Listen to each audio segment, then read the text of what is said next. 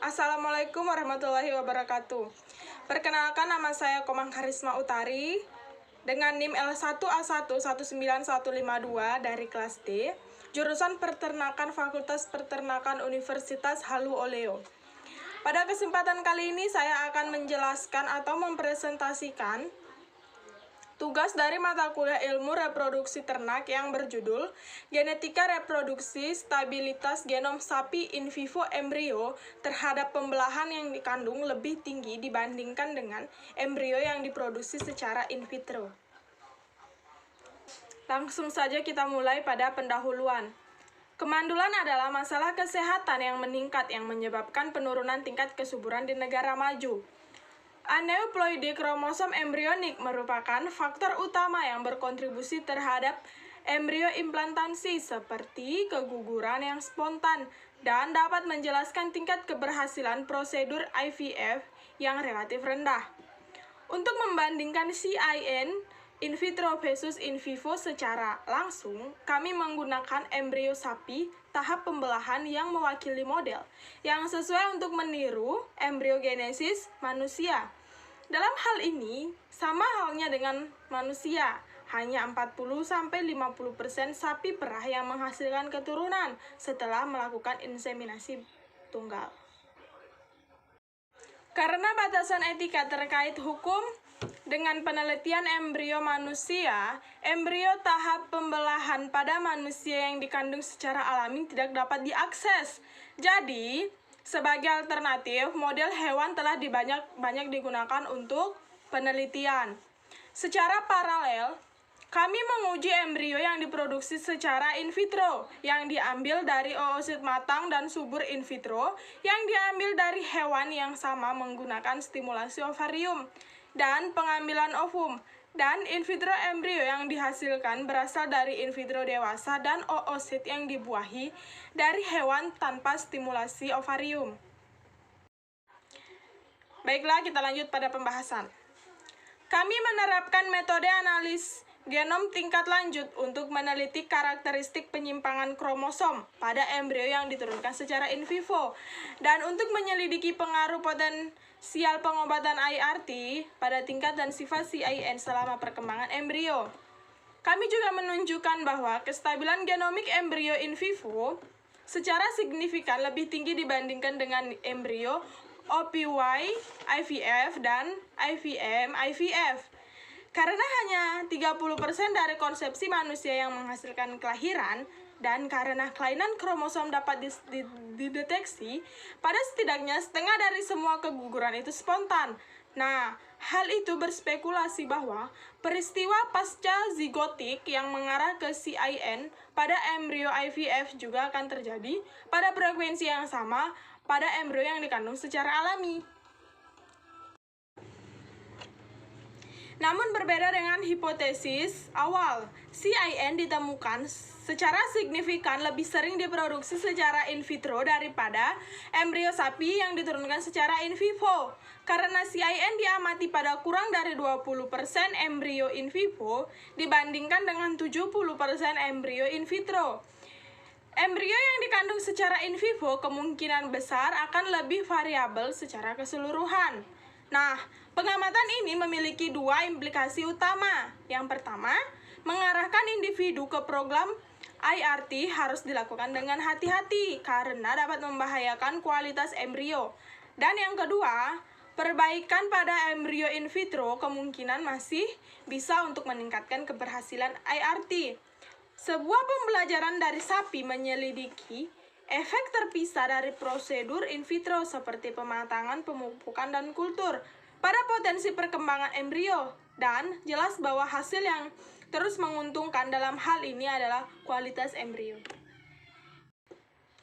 Tingkat kelainan kromosom yang lebih tinggi pada embrio in vitro juga dapat timbul dari sumber daya ibu yang rusak dari oosit.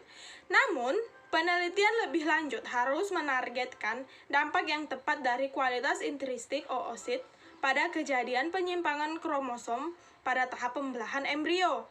Nah, akhirnya, meskipun baru-baru ini embrio mozaik dapat hidup karena sel-sel abnormal habis selama perkembangan embrio, Perlu ada proporsi yang cukup dari sel-sel normal di dalam embrio untuk memastikan kelangsungan hidupnya.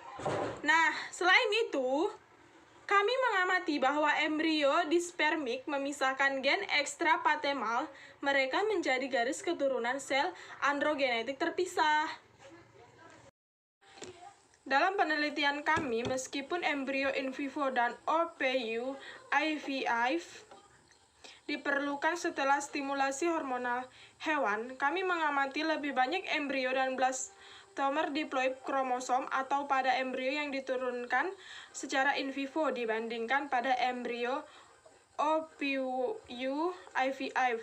Hal ini menunjukkan bahwa dalam pengamatan, pembuahan dan pemotongan adalah penyebab utama CIN embrio, bukan stimulasi itu sendiri. Ini lebih lanjut menunjukkan bahwa perbaikan dalam kondisi budaya diperlukan untuk meningkatkan tingkat keberhasilan IVF. Embrio ini memiliki perkembangan yang rendah, tetapi karena sel yang sangat proliferatif yang hanya membawa genom ayah, embrio ini akan memiliki kapasitas implantasi yang lebih tinggi dan berpotensi meningkatkan kehamilan mola yang berasal dari androgenetik. Mola hidatosa lengkap asal androgenetik telah dilaporkan pada manusia dan pada sapi. Secara keseluruhan, hasil kami mungkin dapat menjelaskan mengapa IVM pada manusia serta potongan embrio yang dikaitkan dengan tingkat keberhasilan reproduksi yang lebih rendah. Sayangnya, pembelajaran embriogenesis ini, in vivo ini bergantung pada model hewan yang sesuai. Secara in vivo embrio, turunan tidak sepenuhnya mewakili konsepsi alami karena sapi menjalani stimulasi hormonal untuk meningkatkan jumlah embrio turunan dan melalui flush oviduktal. Nah, selain itu, respon ovarium terhadap pengobatan rumahan atau tradisional tidak dapat diprediksi dan dapat bervariasi dari siklus ke siklus dan dapat menghasilkan respon tinggi terhadap pengobatan hormon baik pada sapi embrio CIN in vivo yang berkurang secara keseluruhan dibandingkan dengan embrio OPY IVF, menunjukkan bahwa stimulasi hormonal akan kecil. Singkatnya saja, hal ini merupakan pembelajaran pertama sampai saat ini yang membandingkan secara simultan dampak dari 3 protokol produksi embrio yang berbeda pada perkembangan embrio selanjutnya dengan menggunakan teknologi sel tunggal. Kami juga menunjukkan bahwa lingkungan in vitro mempengaruhi CIN dan mengganggu perkembangan serta kelangsungan hidup embrio pada tahap pembelahan.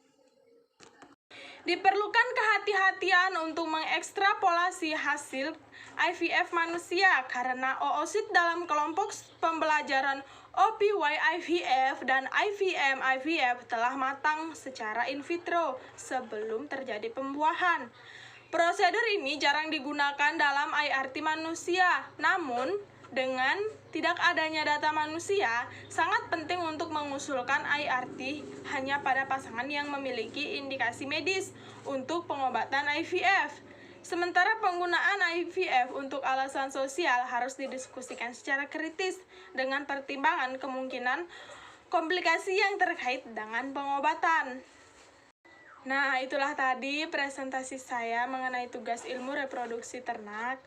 Apabila ada kesalahan kata, mohon dimaafkan. Saya berterima kasih sebesar-besarnya dan saya mengucapkan sekian dan terima kasih.